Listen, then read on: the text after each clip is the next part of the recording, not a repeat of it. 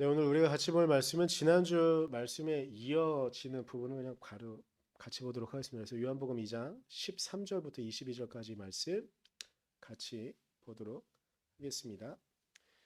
유대 사람의 유월절이 가까워져서 예수께서 예루살렘으로 올라가셨다.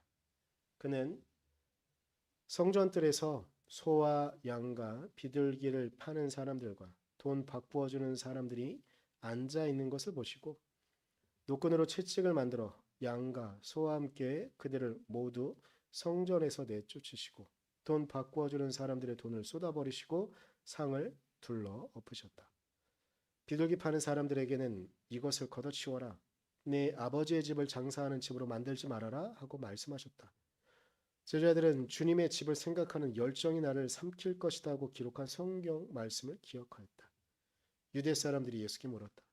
당신이 이런 일을 하다니 무슨 표징을 우리에게 보여주겠소? 예수께서 그들에게 말씀하셨다. 이 성전을 허물어라. 그러면 내가 사흘 만에 다시 세우겠다. 그러자 유대 사람들이 말하였다.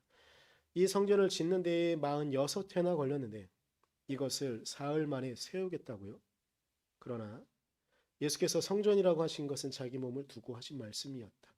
제자들은 예수께서 죽은 사람들 가운데서 살아나신 뒤에야 그가 말씀하신 것을 기억하고서 성경 말씀과 예수께서 하신 말씀을 믿게 되었다. 아멘. 네.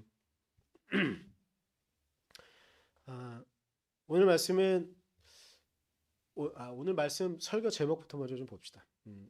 허물어져야 할 예루살렘, 허물어져야 된다. 허물어라. 이 말씀은 오늘 본문 가운데 19절에 있는 말씀이에요. 그래서 예수께서 말씀하신 부분을 갖고 더 깊은 묵상을 좀 해보고 싶어서 제목을 허물어져야 할 예루살렘이라고 좀 정했어요. 오늘의 사건은요. 이거에 예수님께서 예루살렘 성전을 가시게 돼요. 그곳에 우리가 너무나 잘 알고 있는 광경이에요. 뭐냐면 그곳에서 사람들이 장사를 하고 있는 거죠. 예배를 드리기 위해서 제물을 바치기 위해서 되어져 있는 제물들 일부, 그리고 또 하나 돈을 바꾸는 사람들의 일부가 성전 뜰 안에 가득 차 있는 거죠. 예수께서 그것을 보시고서는 그들을 쫓아내시는 장면, 그 장사판을 뒤집어 엎는 장면이 오늘 본문의 내용입니다. 근데 우리가 좀 배경 지식을 좀 알아야 될 몇 가지 요소들이 있는데 그 중에 하나, 일단 오늘 기사는요, 제가 일부러 요한복음에 있는 기사를 갖고 왔는데 다른 복음서에도, 공간 복음서에도 이건 중요한 사건이기 때문에 모두 다 나와요. 그런데 요한복음은 2장에 나오거든요. 그런데 다른 복음서에는 어느 정도 위치에 나올까요? 초반부, 중반부, 후반부.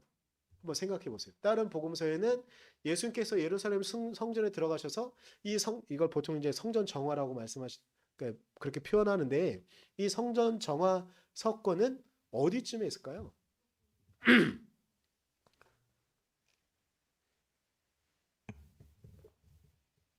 맞아요. 끝부분에 있어요. 끝부분에 있어요. 근데 요한복음은 어떻게 초반에 있는가? 이게 이제 괴리냐 아니면 차이냐?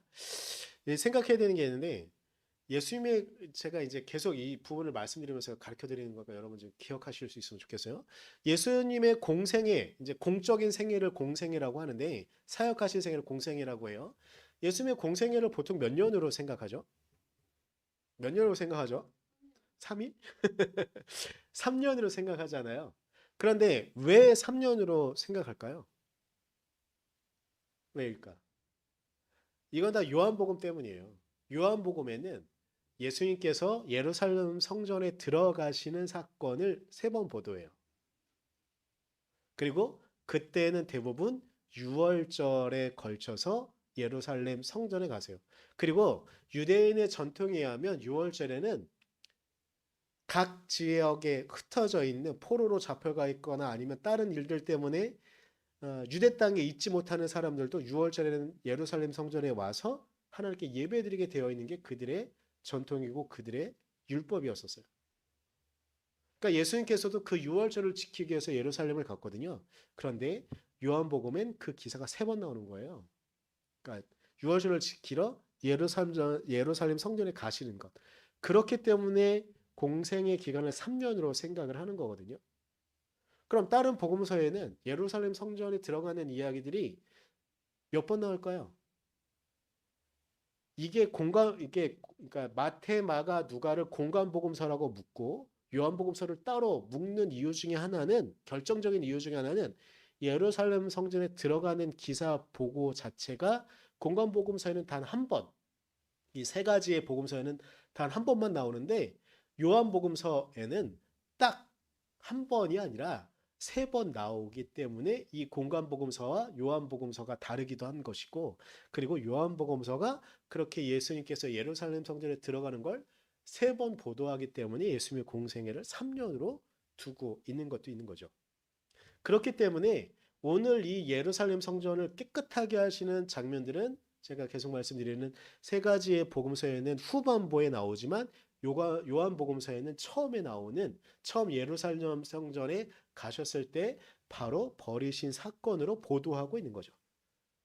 그래서 이건 어찌 보면 그래서 예수님의 그 공생의 기간 동안의 흐름들을 계산하고 볼 때에 이걸 밸런스를 맞추는 부분에서는 예수님께서 예루살렘 성전에 처음 가셨을 때 성전 정화를 한 보도를 하고 있는 요한복음서의 이 사역의 흐름으로 보는 것이 맞다고 보고 있어서, 그렇게 예수님께서 예루살렘 성전에 처음 가신 그때에 예루살렘 성전을 깨끗하게 하신 사건으로 보도되어지고 있는 것이죠.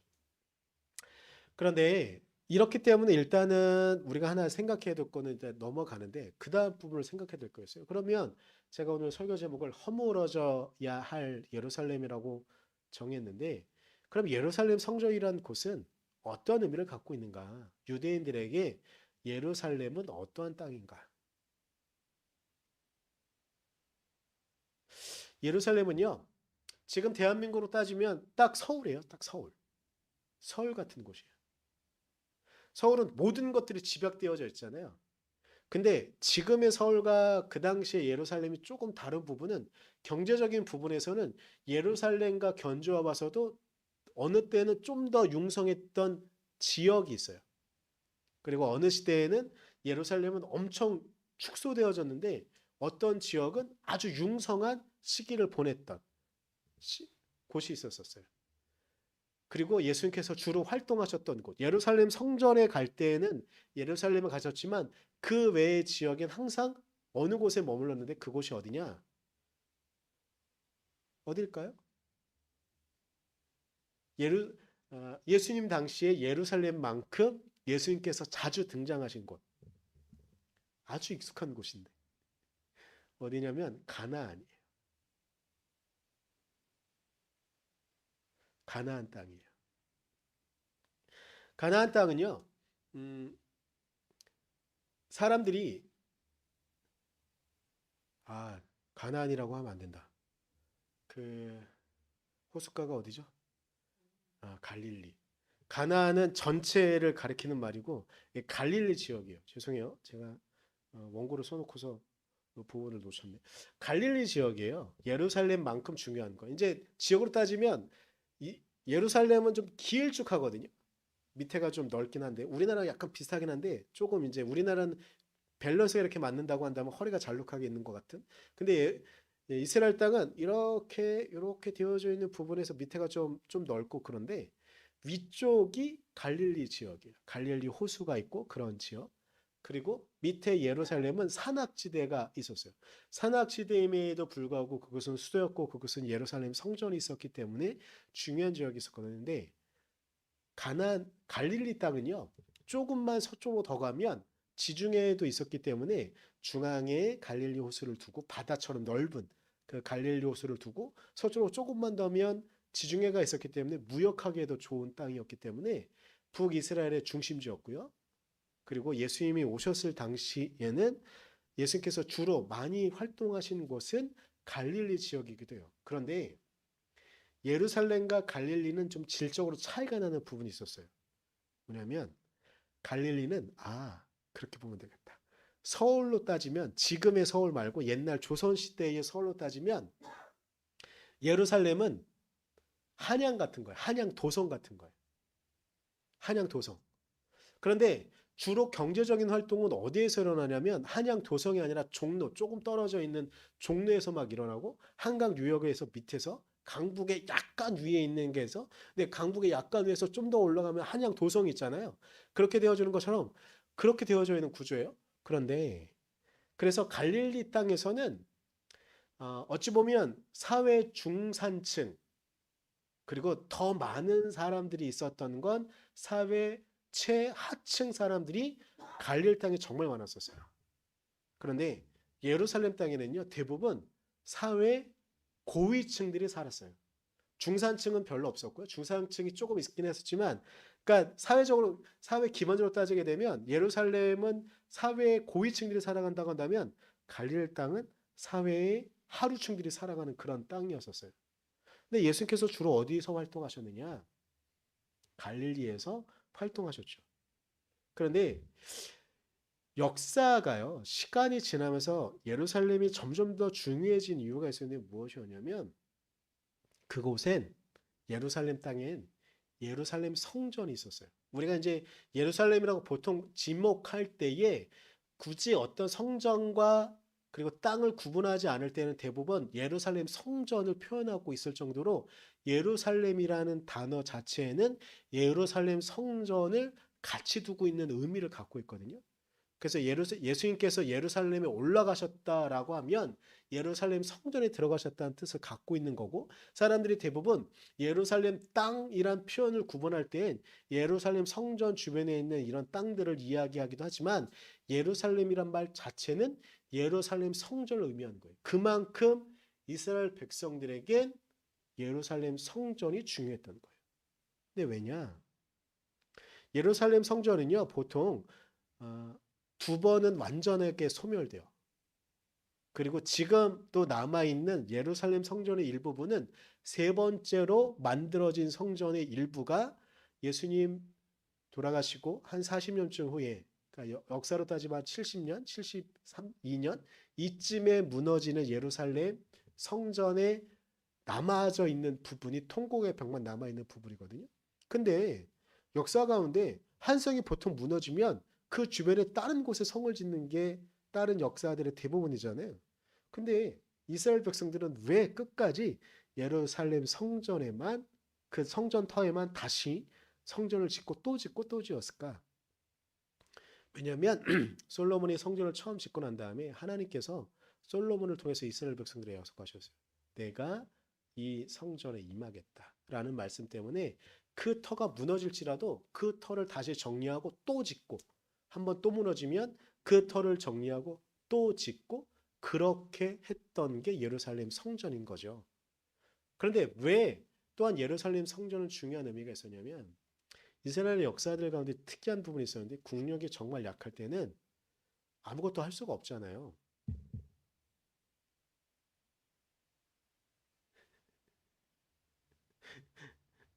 아무것도 제가 이번 주에 컨퍼런스에 다녀왔는데, 제가 이제 여자 목사님이 있어요. 그래서 여자 목사님이 말씀하신데, 사부님이 가끔 목사님이 설교하시다가 쾅 친대요.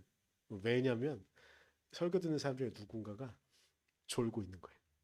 그래서 제가 그 말씀 듣고, 저도 앞으로 설교하다가 누가 졸면 쾅 치겠습니다 했는데, 차마 그렇게는 못하겠어서 이렇게 했어요. 제발 졸지 마요. 자, 하여튼가 다시 들어와서 이제 이스라엘 역사 가운데 국력이 약해질 수 있잖아요. 정말 많은 순간에 약해졌는데, 이스라엘 백성들이 그 국력이 약해질 때 최후의 수단은 뭐냐면 예루살렘 성전에 들어와서 문을 닫아버리는 거예요. 그래서 때로는 거기 내에서 굶어 죽는 일이 있었지만 끝까지 그들은 항복하지 않고 항전하는 거죠. 근데 신기한 건 예루살렘 성전, 예루살렘이라는 그러니까 땅 자체가 산악 지역이었기 때문에 거기에 접근하기도 어렵지만, 예루살렘 성전 주변엔 이 예루살렘 성을 짓고 나면 그 문을 닫으면 그 예루살렘 성전 안에 들어가기가 너무나 어려웠다고 하더라고요. 거의 보통 사람들이 말하는 철의 요새 같은 그러한 성이었던 것이죠. 근데 이스라엘 백성들이 이렇게 경험을 갖게 되는 게 있는데 뭐냐면, 이들이 이렇게 짧게는 몇 개월, 길게는 3년 이런 기간을 버티잖아요. 그러면 이 주변의 역사들이 지역들이 막 이렇게 뭐 어느 나라가 융성하고 어느 민족이 일어나고 뭐 이런 역사들의 흐름 가운데 예루살렘 성전 하나만 무너뜨리겠다고 군사들이 주둔하고 있을 수가 없는 거예요. 자신의 땅도 지켜야 되니까 어쩔 수 없이 물러가는 거예요. 근데 이스라엘의 역사가들이 고백하는 게 무엇이냐면 우리는 힘이 없지만 우리는 문을 닫고 있을 수 있는 것밖에 수단이 없었음에도 불구하고 하나님께서 이 주변에 있는 민족들을 움직여서 우리 앞에 와 있는 이 군인들을 물러가게 하셨다라는 고백을 이스라엘 백성들이 갖게 되는 거죠. 그런 고백들을 갖게 되면서 아, 예루살렘 성전은 우리의 피난처구나. 그래서 시편을 보게 되면 여호와는 나의 산성, 나의 피난처 이렇게 표현이 정말 많이 되어져 있잖아요. 그러니까 이스라엘 백성들에게 예루살렘 성전은 그들이 위기 때 피할 수 있는 피난처였었어요. 그런데 이것이 시간이 지나면서 어떤 요소를 갖게 되냐면 우리가 정말 위험한 건데 우리가 하나님을 따르는 신앙이 없어도 저 예루살렘 성전만 굳건히 있으면 우리가 아브라함의 후손이니까 우리는 구원받을 수 있다가 되어져 버리는 거예요. 예루살렘 성전만 있으면 저 견고한 어느 누구도 무너뜨릴 수 없는 저 성만 있으면 우리가 하나님 말씀을 어떻게 따르고 때로는 내 맘대로 막 오해하고 이해해가지고 성경은 이렇게 말하고 있는데 내가 그냥 이렇게 할 거야. 근데 이 말씀의 한 구석에 한 코너에 이렇게 볼 수 있는 것도 있으니까 내 맘대로 할 거야. 사람들이 그렇게 하나님의 말씀을 자기 마음대로 해석하고 자기 마음대로 그것을 푸는 거예요. 그런데도 그들은 아무 문제가 없어요. 왜냐? 예루살렘 성전은 저기에 굳건하게 서 있으니까 나는 저 예루살렘 성전에 있는 한은 나는 아무 문제 없어. 그렇게 예루살렘이 변질되어져 가요. 그리고 오늘 본문에 이제 제사를 드리는 데 필요한 비둘기나 심지어 양과 염소도 있었다고 해요. 소도 있었을 것 같고 그래요.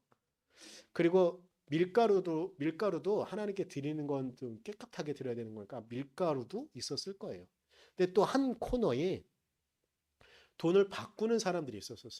근데 이건 어떻게 되어지는 거냐면 보통 여러분 아마 들어보셨을 단어긴 할 텐데 낯설 단어일 수도 있어요. 그리고 제가 설교 때 자주 말하는 단어이긴 한데 디아스포라라는 단어가 있어요. 디아스포라는 단어는 이 예루살렘 땅이 있잖아요. 이스라엘 땅이 있어요. 요 땅 안에서 포로로 잡혀가서 때로는 유럽 남부 쪽에 스페인 쪽에 잡혀간 사람들 혹은 중동 지금의 이란이나 이라크 땅에 잡혀간 사람들 그리고 지금의 이집트 땅 아프리카 위쪽에 잡혀간 사람들 이런 사람들이 있어요. 그렇게 각자 흩어져 있는 유대인들을 가리키는 말이 디아스포라라는 뜻이에요. 먼지라는 뜻도 갖고 있고 하여튼 그래요.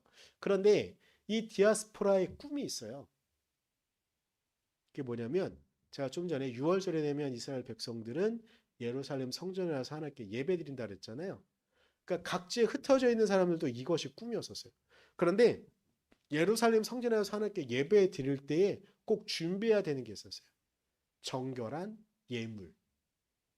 그러면 각지에 흩어져 있는 사람들이 나는 좀 경제적으로 윤택하니까 소를 드려야지. 근데 여기에서 소를 끌고 와요. 그럼 이동하는 중에 소가 상할 거 아니에요. 어디가 다치거나. 그럼 예루살렘 성전에 도착하면 이 소가 상하면 그리고 먼 길을 사람이 오는 것도 힘든데 동물을 이렇게 데리고 와요. 동물이 죽을 수도 있잖아요.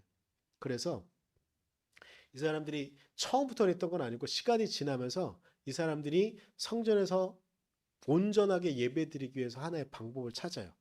그건 뭐냐면 성전에서 돈을 갖고 온 사람들이 그거에 맞게끔 돈에 맞게끔 소를 살 수도 있고 양과 염소를 살 수도 있고 비둘기를 살 수도 있고 때로는 아주 고운 밀가루를 받을 수도 있고 요렇게 그러니까 이렇게 살 수 있도록 하는 거예요. 그런데 또 하나 이제 환전상은 왜 생겼냐? 근데 각 지역마다 쓰는 돈들이 다르잖아요. 그래서 제사장들과 레위인들이 어떠한 지혜를 꺼내냐면 성전 안에서만 통용할 수 있는 돈을 만들자. 그러니까 다른 유대 땅에서도 못 쓰고 성전 안에서만 쓸 수 있는 돈을 만들자. 화폐를 만들자. 그리고 각 지역에 흩어져 있는 사람들이 다른 화폐들을 갖고 오는 것. 요즘 말로 하면 뭐 엔화, 달러, 위안화 뭐 이렇게 되어져 있는 돈들이겠죠. 이걸 갖고 오면 이걸 원화로 바꾸는 것도 아니고, 그러니까 우리나라로 개념으로 따지는 거예요. 원화로만 바꾸는 게 아니고 원화도 이 예루살렘 성전에 오게 되면 돈을 바꿔야 되는 거예요. 근데 거기에서 때로는 환전해야 되니까 세금이 조금 붙겠죠. 근데 요걸 갖고 예루살렘 성전이 쓰는 거예요. 처음의 의도는 멀리서 오는 사람들이 온전히 하나님께 예배드리기 위해 선한 의도를 갖고 있는 거죠. 근데 이게 시간이 지나잖아요. 환전하는데 세율이 갑자기 처음엔 한 3% 떼던 게 시간이 지나면 10%를 떼고 막 이렇게 되는 거예요. 그리고 재물을 준비해 온 사람들, 우리도 관광지에 가면 뭔가를 사 먹거나 살 때 다른 지역보다 비싼 걸 느끼잖아요. 그죠? 근데 예루살렘에서도 예루살렘 성전만 벗어나면 깨끗한 걸 한 100원에 살 수 있는 걸 예루살렘 성전에 들어가면 2억 원에 사야 되는 거예요. 그럼 이게 정의예요? 처음에 시작했던 순수한 마음이 남아있나요? 하나님께 제사를 드리는 정말 기쁜 마음으로 하나님께 예배를 드리는 기쁜 마음으로 왔다가 요것 때문에 마음이 상하는, 그리고 이것 때문에 하나님께 예배 드려야 되는 마음은 사라지고 아니 왜 이렇게 불합리하게 일이 일어나지? 라는 마음이 생기게 되는 거죠. 처음에는 순수한 의도였어요. 예루살렘 성전 자체도 처음에는 이스라엘 백성들을 지키는 하나님의 은혜가 경험되어지는 우리의 피난처고 우리를 이끄시는 하나님의 은혜를 경험하는 귀한 장소였었어요. 그리고 환전하는 것도 재물을 사는 것도 우리의 편의를 우리가 하나님께 기쁘게 예배드릴 수 있는 선한 일을 하는구나라고 사람들이 다 느낄 수 있었어요. 그런데 시간이 지나면서 이건 점점 부패합니다. 거기 안에 도착할 때마다 원망이 생기고 이제 코로나가 끝나고 이제 끝무렵쯤에 있다 보니까 요즘 제주도를 옛날만큼 덜 갑니다. 제주도를 자주 갔던 이유는 그래도 외국은 아예 못 가는데 그래도 가까운데 비행기 타고 갈 수 있는 곳이잖아요. 가잖아요. 그런데 최근에 이제 다른 해외에 갈 수 있어요. 그리고 아마 코로나 이전만큼 비행기 싹시 좀 내리면 제가 봐서는 일본으로도 많이 가고 대만도 많이 가고 막 동남아 쪽으로 많이 가고 이럴 것 같아요. 근데 거기에 가는 이유가 있어요. 제주도보다 물가가 싸다. 그죠? 사람들이 그럴 거예요. 근데 예루살렘에 가는데 사람들의 마음이 그런 거예요. 예루살렘에 가서 하나님께 예배드리는 건 좋은데 거기 너무 비싸. 거기 싫어. 이런 마음이 막 생기는 거죠. 예루살렘이 오늘 예수님께서 예루살렘 성전에 올라가시는데 그 시장 통이 거기에 놓여져 있는 거예요. 그리고 이제 사람들이 많아지다 보면 상인이 한 명만 있겠어요? 서로 여러 사람들이 내 걸 사요, 내 걸 사요. 여기 와가지고 돈을 바꿔요. 막 경쟁하면서 돈을 싸워먹고 막 정말 하나님께 예배하고 하나님께 조용히 묵상해야 되는 그 장소가 정말로 시장통이 된 거죠. 이 상황을 예수님께서 보시는 거예요. 그러면서 그들을 내쫓으시는 거죠. 근데 오늘 본문에 보게 되면 제자들도 처음엔 당하고 놀라서 왜 이러시지? 큰일 났는데 이 예루살렘 성전이 얼마나 중요한데, 제가 좀 전에도 예루살렘 성전이 그들에게 얼마나 중요한지 말씀드렸잖아요. 그러니까 이 사람들은 제자들도 놀라고 당황했어요. 그런데 또 하나 놀라는 사람들이 있었어요. 그 예루살렘 성전을 지키는 사람들, 그리고 예루살렘 성전을 귀하게 느끼는 사람들이 여기는 사람들이 이렇게 묻는 거, 따지는 거예요. 아니, 이 성전이 얼마나 중요한데 이 성전에서 이것을 무엇을 하는 겁니까? 라고 묻는 거죠. 그 순간에 예수님께서 19절에 이렇게 말씀하세요. 예수님 말씀만 말할게요. 이 성전을 허물어라. 이 성전을 허물어라. 이 거짓된 성전을 허물어라. 너네가 이 예루살렘 성전만 있으면 하나님 믿는 그 신앙 없어도 살아갈 수 있다고 믿는 너희들의 신앙을 허물어라. 그리고 온전한 하나님께 예배 드려야 되는 이 예배의 정신을 잃어버린 이 장사통을 만들어낸 그리고 처음에 순수한 그 마음으로 시작되어졌던 그 환전과 그 장사의 의미를 잃어버리고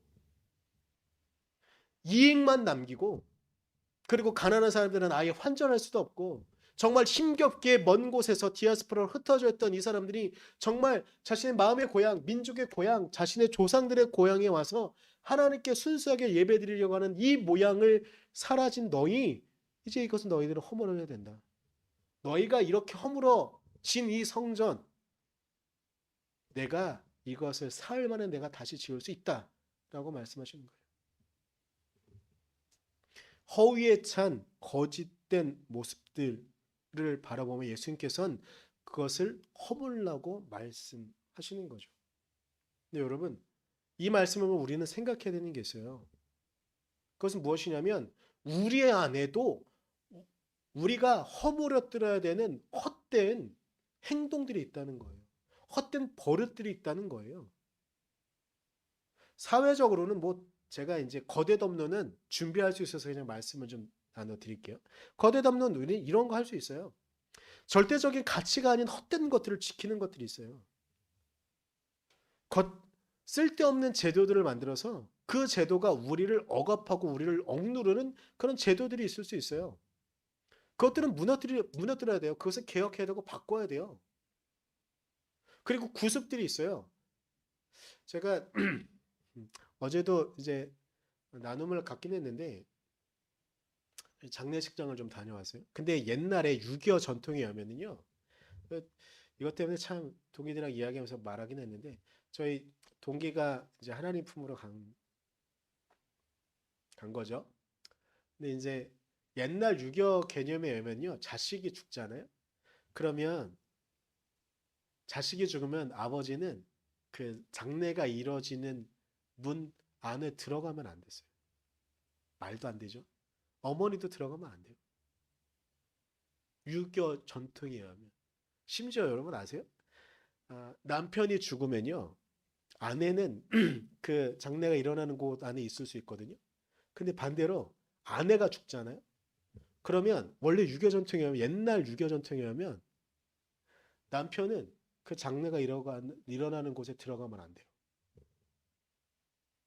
왜냐하면 상주의 개념이 있는데, 상주는 아내가 상주가 되거나 아니면 맏아들이 있거나 아들이 있으면 원래 아내도 상주는 안 되고, 하지만 상주의 어머니니까 그 자리에 있을 수 있는 거예요.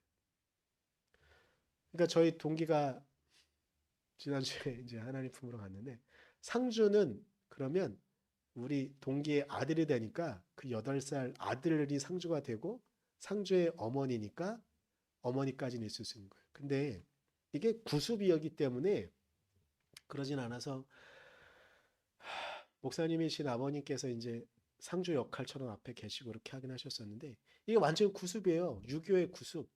장례가 일어나면 이런 구습에 의해서 정말 애도하고 정말 슬퍼해야 되는 아내가, 남편이, 부모가 그 자리에 없을 수 있는 것들. 있으면 안 되는 게, 이거 완전히 구습이죠. 이런 것들은 무너뜨려야 되는 거예요. 그런데 거대 담론 이렇게 말씀드렸는데, 여러분의, 아니 우리의, 저를 포함한 우리의 개인적인 안에요, 정말 의미도 없고 필요도 없는데 이건 지켜야 되는 거야라는 헛된 구습들이, 헛된 버릇들이 우리 안에 정말 많이 남아 있어요. 사실은 말씀을 준비하면서 몇 가지 생각나는 게 있었었는데, 이 작은 교회의 단점이 있어요. 작은 교회의 단점은 뭐 제가 생각하고 저의 버릇 때문에 하는 것들을 이렇게 말할 수 있는, 그런 거 말하면 나한테 말하는 건가? 오늘 목사님 왜 그러지? 이럴 수가 있어서 쉽게 말할 수가 없어서, 제가 이거는 여러분이 생각하시라고 여러분에게 드려야 될 것 같더라고요. 근데 저 안에도 그런 게 있어요. 저 안에도 쓸데없이 고집 세우면서 지켜야 된다라고. 그리고 이게 정말 지키지 않아도 되는 것들도 있거든요. 물론 지켜야 되는 것들도 있어요. 제가 지난주에 어머니 말씀드리면서 우리가 부모님에 대한 것들을 지켜야 되는 것들에 대해 말씀을 드렸었는데, 정말 지켜야 되는 그런 것들도 있어요. 고르반 하면서 지난주 설교를 한번 떠올려 봐 주세요. 고르반 하면서 어머님께, 부모님께 드려야 되는 것들, 막 고르반이 구습이 되어지는 거죠. 근데 우리의 삶에도, 여러분의 삶에도, 저의 삶에도 그런 것들이 있어요. 근데 우리는 끝까지 저 견고한 예루살렘 성전이 있어야 내 신앙이 지켜지는 것처럼 진짜 지켜야 되는 건 예루살렘 성전을 통한 하나님의 은혜를 봐야 되는데 우리는 그거 보지 않고 예루살렘 성전만 보는 헛된 허물어져야 할 예루살렘 성전이 있어요. 여러분 한번 생각해 보십시오.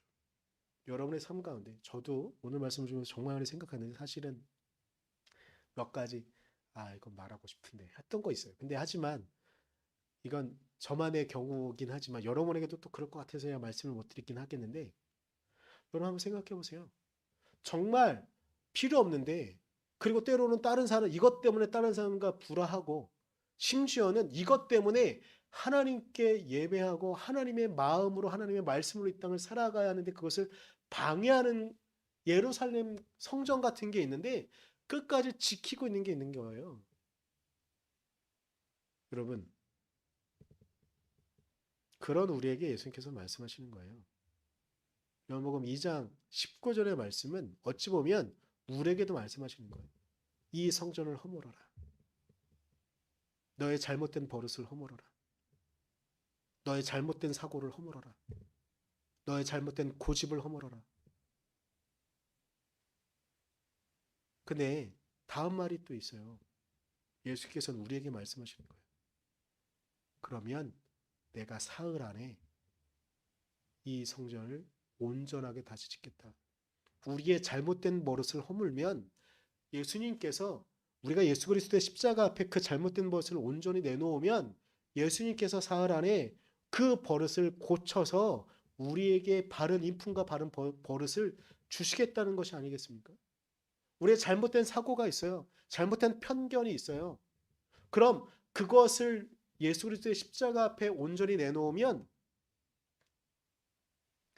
예수님께서 사흘 안에 이 잘못된 편견이 아니라 잘못된 사고가 아니라 잘못된 의식이 아니라 온전하게 이 땅을 품을 수 있는 사고로 하나님께서 예수 그리스도께서 우리를 다시 만들어 주시겠다는 것이 아니겠습니까? 우리는 예수 그리스도 앞에 우리에 있는 모습 그대로를 내어놓을 수 있었으면 좋겠습니다. 그때 하나님께서는 예수 그리스도의 그 사랑으로 예수 그리스도의 그 십자가의 은혜로 우리를 그 사랑으로 다시 만들어내시고 이끌어 가실 것입니다. 제가 오늘은 기도하기 전에 한번 기도 시작 전에 한 30분 정도 한번 생각해 보는 시간을 좀 가졌으면 좋겠어요. 내가 정말 무너뜨려야 될 허물어져야 할 예루살렘이 내 안엔 무엇이 있는가? 처음엔 좋은 의도로 내가 버릇을 만들었고 내가 어떤 사고를 가졌는데 어떤 생각을 가졌는데 그것이 전혀 나에게 지금 돌이켜 봤더니 지금은 전혀 나에게 필요 없는 것들. 그것은 무엇이 있는가?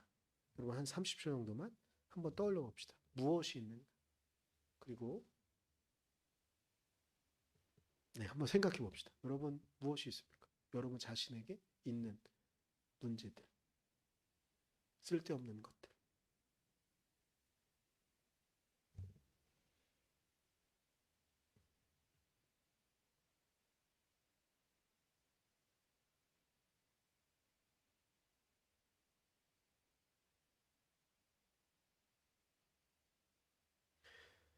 우리 이어서 기도하겠습니다. 이어서 기도할 때 여러분이 방금 생각하면서 떠올렸던 그것들 하나님 여러분 저는 경험상 아는데요. 그거 예수 그리스도의 십자가 앞에 내놓기 정말 어렵습니다. 그리고 그거 정말 고치기 어렵습니다. 근데 그렇게 예수 그리스도의 십자가 앞에 내어놓지 않으면 결코 고칠 수 없습니다. 그러나 단호하게 예수님 말씀하십니다. 이 성전을 허물어라. 그러면 내가 사흘 만에 다시 세우겠다.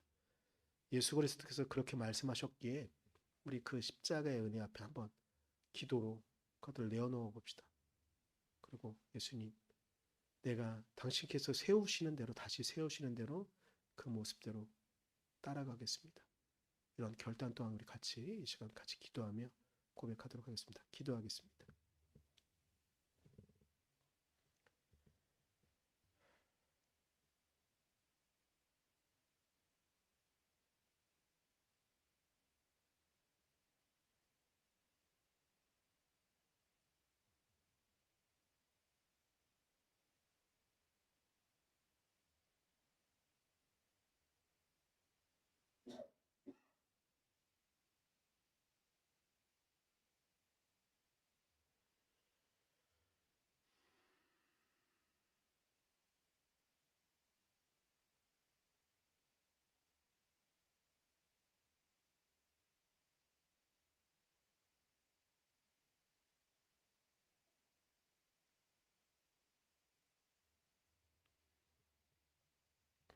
연하에 기도합니다. 주님, 우리가 주님의 은혜 안에 이 땅에 있다고 입술은 그렇게 고백합니다.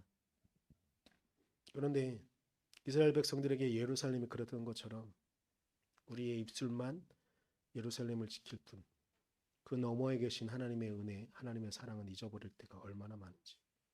그래서 우리에겐 헛된 구습들과 잘못된 버릇들이 얼마나 많이 있는지, 그리고 우리의 아집으로 다시께서 내려놓으시라고 하시는데 우리는 내려놓지 못하고, 그렇게 그때 예수님께서 예루살렘 성전을 바라보며 허물어져야 하는 것이다라고 말씀하신 그 버릇들이, 그 구습들이, 헛된 버릇들이 우리 안에 있습니다. 주님, 제가 그 모습들을 당신 앞에, 당신의 그 십자가의 은혜 앞에 내려놓게 하시고, 그렇게 내려놓을 때에 사흘 만에 다시 짓겠다고 말씀하시는 그 은혜가 우리 안에 살아날 수 있도록 우리를 지키시고 우리를 이끌어 주시옵소서. 하나님께서만 우리를 그렇게 이끌어가 주시는 줄 믿고 믿음으로 그 십자가 앞에 우리가 내려놓을 수 있도록 우리를 이끌어 주시옵소서. 그때에 우리를 변화시키시는 놀라운 은혜를 우리가 경험할 수 있도록 우리를 또한 지켜주십시오.